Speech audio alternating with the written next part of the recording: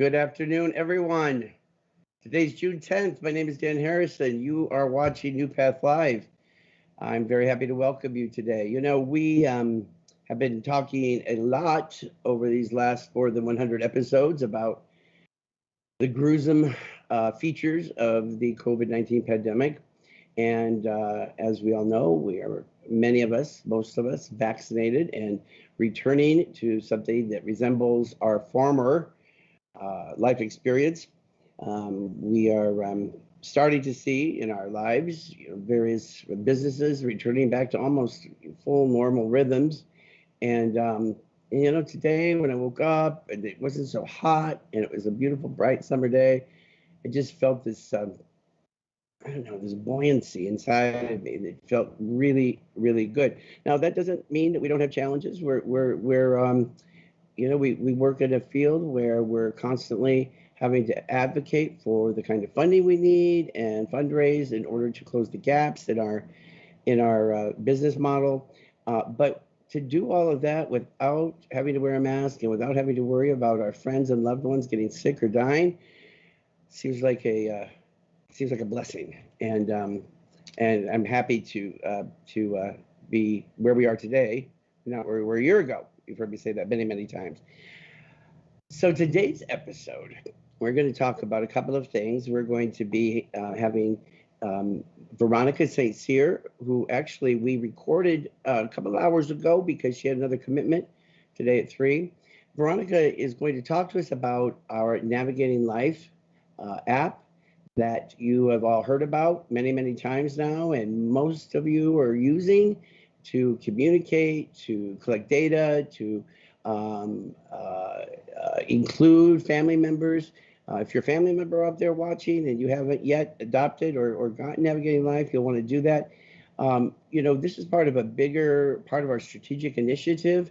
We are attempting to make Navigating Life available to other organizations, and even been working with the Commonwealth of Massachusetts and the Department of Developmental Services, and they're exploring ways to use it too. So these are things that are going to benefit the organization, and Veronica is going to fill us in on where we are with the development of that and some of the exciting new features that have been added and will be added in the near future. Before we go to her, I do want to say I miss Brett Riley and I miss the Back to Better basket.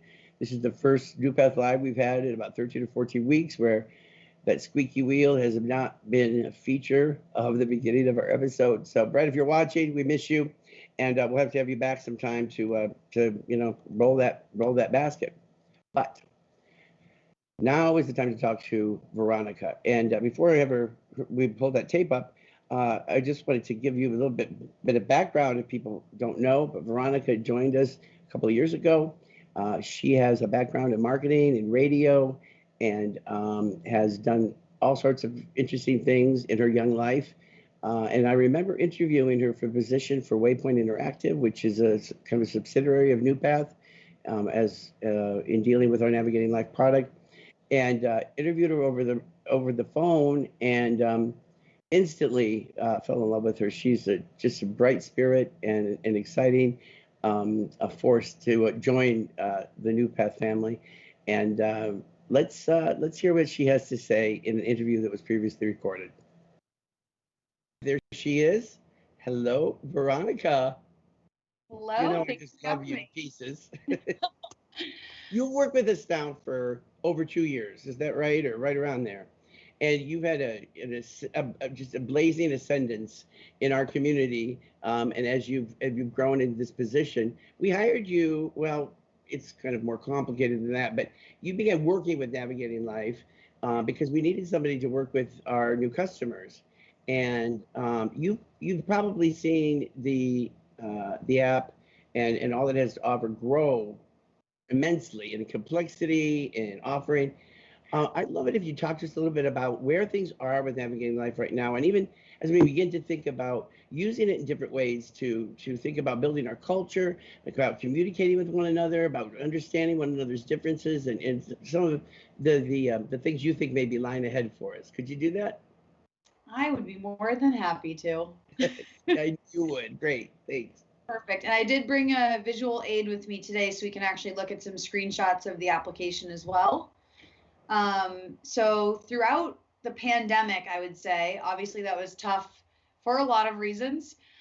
We definitely used that time to get really calculated on what features made sense to pull into the application next. So a couple of the features I'm going to run through are recent updates that are already available to you in the application, and then a little bit on what's to come next, which is always exciting. So first and foremost is our video calling feature. Some of you may have not played around with this yet, but if you're using the most up-to-date version of Navigating Life, we're now able to do video calls within the application. That's right from the messaging area. This is a compliant feature. It allows you to immediately just video chat with someone you're maybe already messaging with, whether it's on your own team or a family member. And it can even do group chat as well. So the goal is let's eventually put all our communication in Navigating Life since it's so easy to use. The next feature that we've been working on is all around data logging. This was a big one. We've actually made some changes to the application to streamline where some of the data lives. So now no longer is there behavior data in the feed with the photos on the staff side. That's all accessible in the bottom bar in the Navigating Life app where it says data. And you will notice if you're able to click into that section of the application, there's now another tab called Shift Notes. This is something that in my over 2 years, as you said, Dan, that I've been working with some of our customers, our prospects, and even with some of the staff at NuPath, hearing that there could be a better way to log shift notes. Why isn't this information digital? We're relying so much on pen and paper, which we don't think is the future.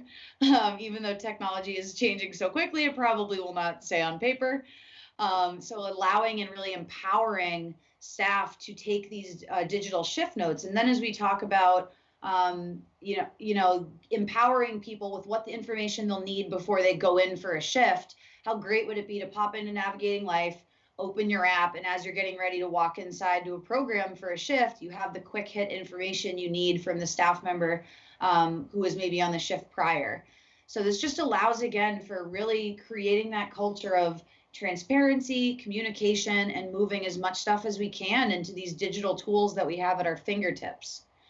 The last thing coming down the pike that I want to talk about, and there is so much, we're always having big ideas about what this application can do next, hearing from community members, hearing from people at NuPath what you would like to see. A big thing that we're going to be focusing on is building out our desktop or laptop view. Something we've heard, especially during the pandemic, we're empowering more remote teams, talking about this hybrid model. It's harder to be in, or it's easier, I guess you should say, to be in two places at once. While we're doing more with less, finding that more people are probably turning to this desktop view. So really wanting to spend some more time thinking about what information people immediately need to see when they log into Navigating Life. So that's really the goal of what we're focusing on now, is creating something that is continuously easy to use, makes everybody's job and life easier, and connects you with the great people you're working with. Veronica, that was perfect. Thank you. You know what? I'm thinking, I'm watching you and I'm listening to your discussion, and I'm thinking, if I'm a parent out there that's not yet used it, or a staff member who, for some reason or another, I haven't been given the opportunity because I may be working at a day program. What would you say to somebody like that? Maybe the people are afraid, they think it's too complicated for them, or maybe they just haven't had nobody's come to them and asked them if they want to use it. What would you say to a person like that?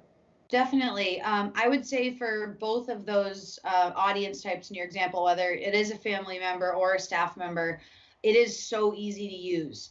That's the feedback that we've gotten across the board. For a lot of people, I mean, we have an app for everything at this point in our life, right? I think for anyone who also has social media experience, maybe with an Instagram or something like Facebook, it's even easier to use than that. It's simple if on the staff side you're taking photos and posting them, or maybe collecting some data.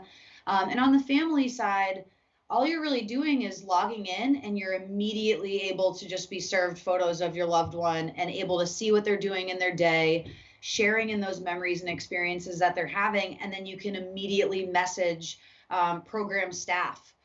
So again, it's super easy to use, and I would say at this point, it's being utilized. So people are missing out. They're missing out on sharing in that content that's right at their fingertips that just better connects them to the people that they're surrounded by. So I would encourage anybody who maybe feels like they don't know where to get started to just reach out to the admins on the NuPath side and get access to the application, because you also won't know until you try it. And I think we find that once people are in it and see it, it's something that we hear people would be really disappointed if it ever went away. Mm-hmm. Yeah, I sure would be. I think that sometimes we get so used to doing something in one particular way. Maybe a parent says, well, I have a composition book that goes back and forth between my home and the day program, and I'm able to write a note, the staff write a note back to me, and it's what I'm used to. And then I keep those composition notes for my record. I could have a whole stack of them in my bookcase. You know, all of it, it's so improved upon by having something like this, because it's an enhanced system. I mean, it's not going to take something away. It's only going to add to your life. That's exactly right. And what happens if there's an act of God and you lose all of those notebooks and those are gone forever? Now all this information is securely stored somewhere in a cloud where you can access it immediately if you wanted it. So it's exactly what you said. It's not removing anything. It's only enhancing or adding to the great work that NuPath's already doing, and what families already feel like they're getting. Veronica, I only have you for a minute more, but I want to just ask you maybe a larger question. You, part of what makes you so good at what you're doing, I think, is because you really believe in this. You know, you heard about it. We explained it to you. We've been working on it for years, trying to get it across the line. And then we started working with Tom and his group, and then you joined, and you feel so passionate about it. I think more than just because it's part of your job. You really believe in this product, don't you? And you see a future in it. That makes me feel encouraged, because if a qualified, seasoned, experienced professional like you in marketing sees this as having a real future, then I believe it probably does. You talk to me about your passion for this. Yeah, definitely. And this will be old news for you, Dan, but for everybody else listening, almost all of my closest friends work in human services, almost every single one, and I was the outlier. And I always felt like there was a disconnect and me not really understanding what they did.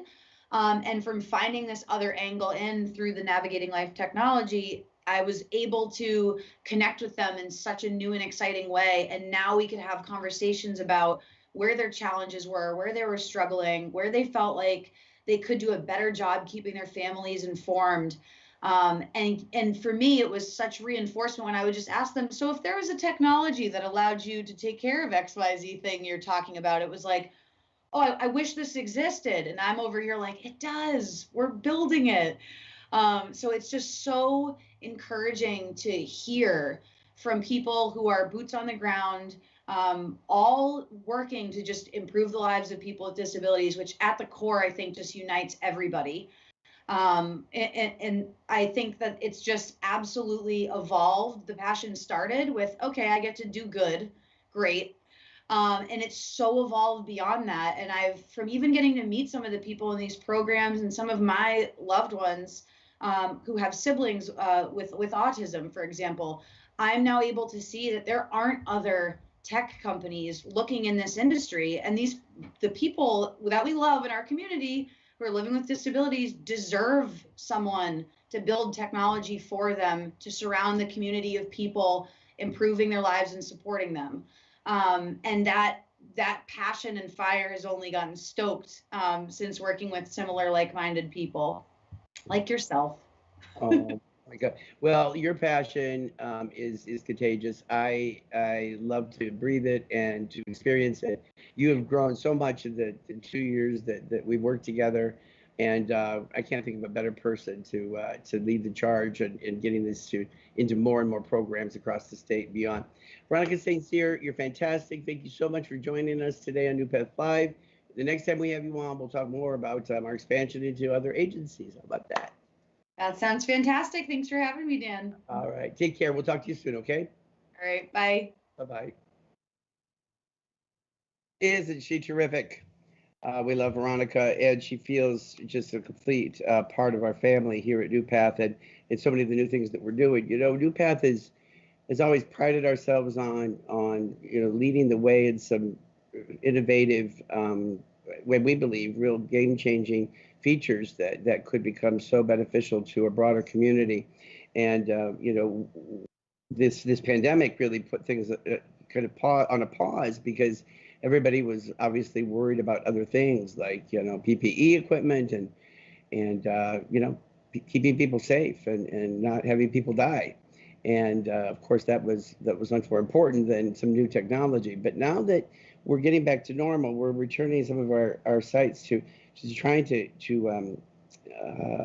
engage other providers in seeing the benefits of something like this. And so that's what we're doing. Exciting stuff. Okay, now we're going to shift gears just a little bit and back to our Summer Sensation series. This is what we have decided to do as an organization to try to bring some fun and enthusiasm and excitement back to a summer that is now mostly free of masks and mostly free of COVID. It's been a long pandemic, and now we're ready to look to other things. So tomorrow is going to be a big day here at 147 New Boston Street, our home office, beginning at noon and going till 3 o'clock. There's going to be food, fun, and a number of interesting opportunities. We're going to be bringing Dan Lannon on in a minute. But if you look at the screen a little bit more carefully, you can see that is that Mr. Lannon in the dunk tank? Well, it's not me, that I can see. But if you want a chance to kind of have some fun tomorrow and maybe dunk Mr. Lannon in the tank, we urge you to come and stop by. There's probably a long line for that. Maybe we should sell tickets. We could raise some really, really serious money.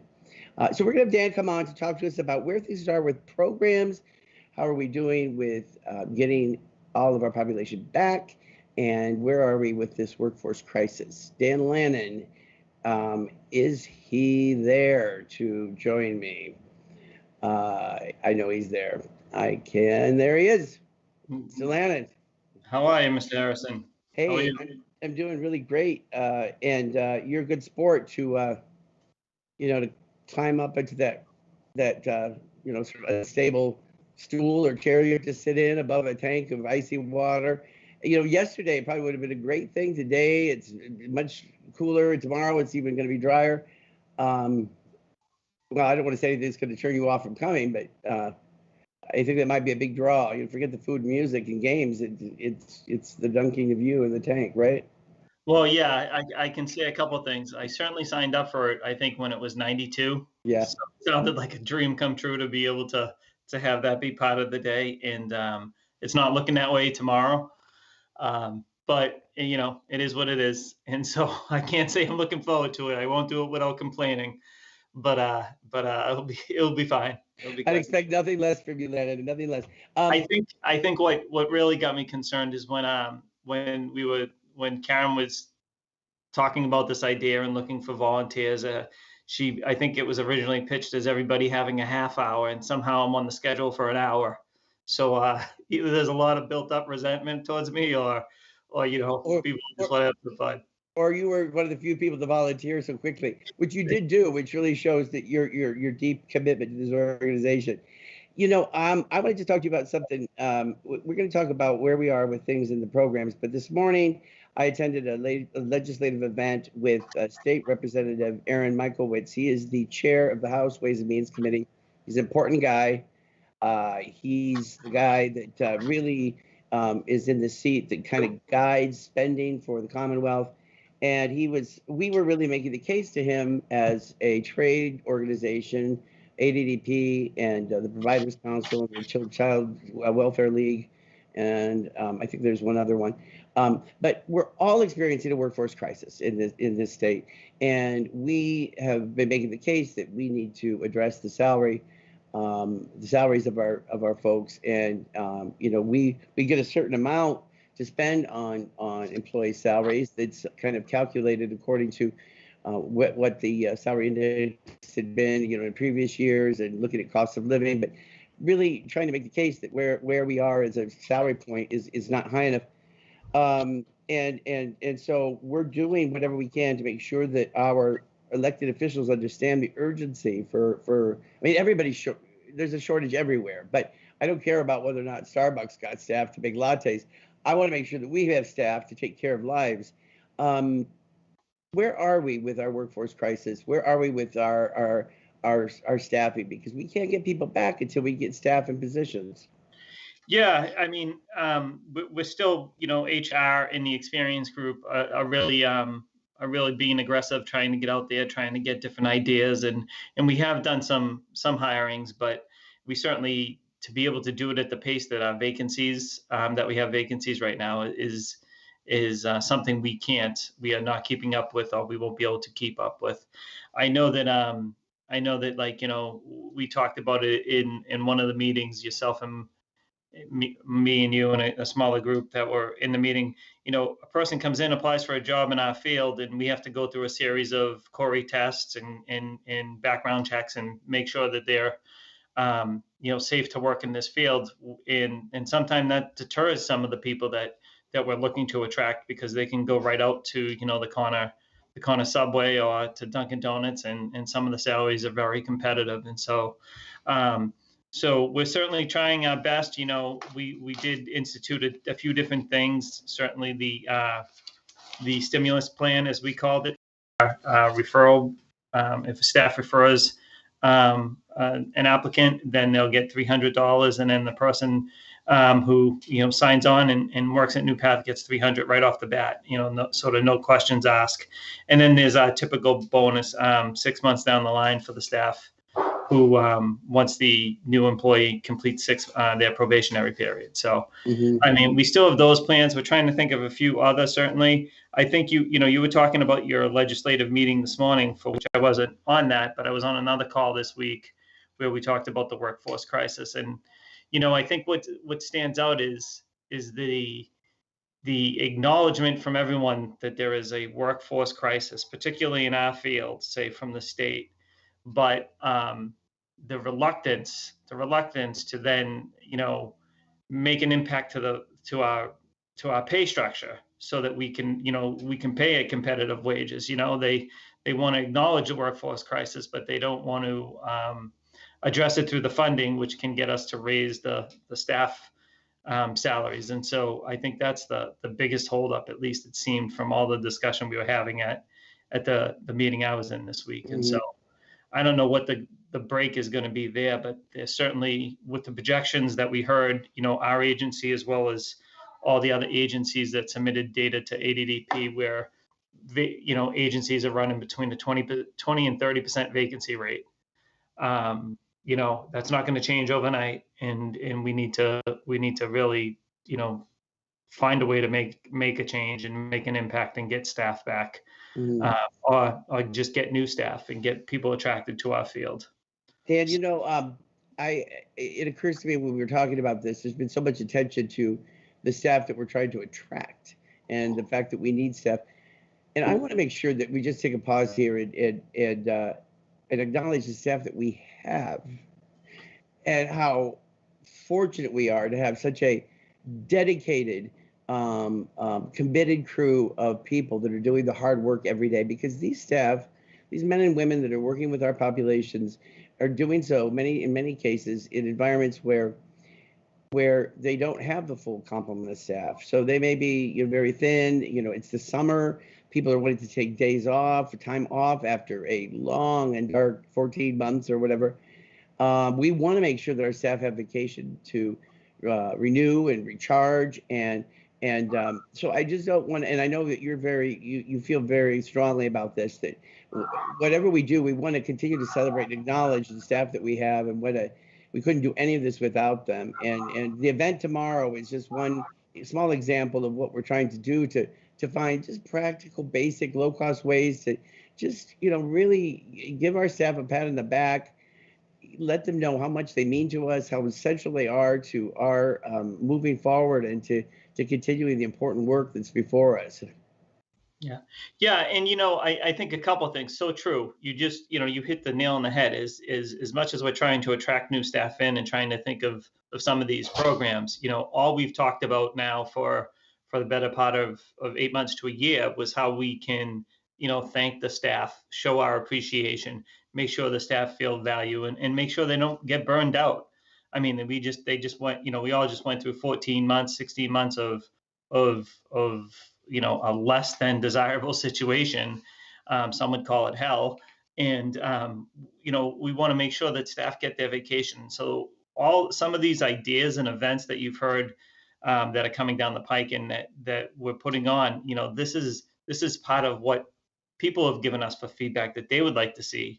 Some more cookouts, some more get-togethers, some more time for socializing because they haven't seen their peers that they've worked with for so many years. The business meetings and those other opportunities haven't existed, and so they're looking for that too, and they're looking to start to get back to normal and back to networking and back to really just being part of NuPath and a community and just I think everyone does better, particularly in this field and particularly at NuPath. I think the collaboration is huge, and I think people do so much better from those type of social events and get-togethers and business meetings and networking, because it stimulates you in a different way. It gives you a different idea or a different perspective of something. And you and I have talked about it separately, and you know the hardest part about this last year and a half specific to our field or just specific to everything is that you never had anyone else's other perspective. You had your own perspective. You weren't present with other people to hear two or three people's other different perspectives or the way they looked at it. We were all so reliant on maybe, the news or social media, and each one of those comes with a skewed view a lot of times. And so, people became less trustworthy and people became sort of more introverts and just not sharing their thoughts and ideas. And we've worked over the last couple of months, especially the experience group, to try to to get staff to get comfortable again with impacting change, getting things back on track, putting systems back in place that we know were successful in the past, or even bettering them, because we do as much as we need this to get back on track, the individuals we serve desperately need it. They need those routines back. And Dan, I was just thinking as you were talking about the importance of getting all back together. If you think about our 6 core values, there's so many of the, community, unity, belonging, innovation, not so much, but collaboration, sharing. Those are all features that that almost depend upon the coexistence or the co-mingling of ideas and energy, and all of those values are kind of predicated on some form of working side by side and working in unity with one another. There, I just said it, one of our core values. So that just supports your thoughts a moment ago about why it's so important for us to try to do whatever we can to get people back sooner than later. But I think that the people that have come back and the staff, we only have about 30 seconds left, but don't you think that people have really warmed to it and are settling in nicely for the ones that are back? Oh, most definitely. And I think these activities, you heard about the one you talked about here in Westford that we had. The I forget the name of the truck now, it's escaping me, but that event went off great. Individuals, staff, they all loved it. I can't tell you the positive feedback we heard from that. And most importantly, I can't tell you how many suggestions staff had or other people who couldn't attend had for another event to have.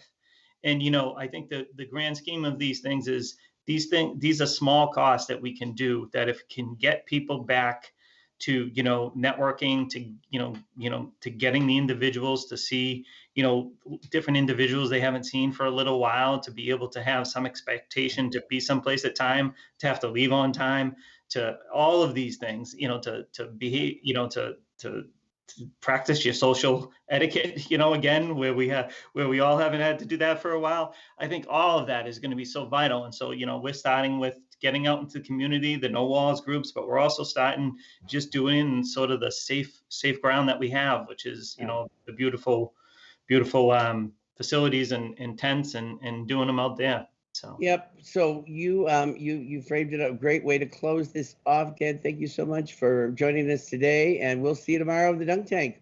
Oh, yeah, and hopefully there'll be no video or photos from it. But yes, I will see you tomorrow. All righty. Bye-bye. Take care. All right, everyone. That's it. That's a wrap. If you're a family member or connected with NuPath or somehow seeing this and you don't have plans tomorrow, stop by. Everyone's welcome. It's going to be a great time. All right, everybody. We got this. Let's have fun. Bye.